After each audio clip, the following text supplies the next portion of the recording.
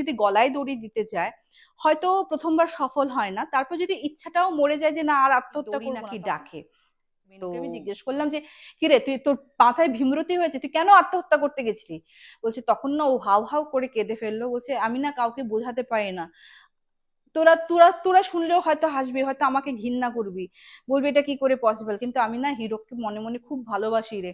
আর আমি না ওকে না অন্য কারোর সঙ্গে কিছুতেই আমি আমি না ভাবতে ওই পারছি না। প্রথমবার আমি আত্মহত্যা করতে চেষ্টা করেছিলাম, তারপরে তো মা বাবা বাঁচিয়ে নিয়েছে। আর বিশ্বাস কর, মা বাবার সেই কান্না মানে কান্নার মুখ দেখে, মা বাবার সেই ইমোশন দেখে না আমি প্রমিস করেছি নিজে নিজে যে আমি আর কোনোদিনও এরকম উল্টাপুল্টা স্টেপ নেব না, আমি ভুলে যাব, আমি হিরোকে ভুলে যাব। কিন্তু জানি না রে সেদিন কি হলো, আমি কিভাবে ঝুলে গেলাম, আমার না কোনো হুঁশ নেই। আমার এইটুকুনি মনে আছে আমি ঘুমোতে গেছিলাম বিছনায়, আমার যখন চোখ খুললো হুঁশে আসলাম দেখি আমি নার্সিং গলায় দড়ি দিয়েছে। এবার কিন্তু বেনুকে আর বাঁচানো যায়নি। হ্যাঁ, ওর মা বাবার অবস্থা নেই, তুই একটু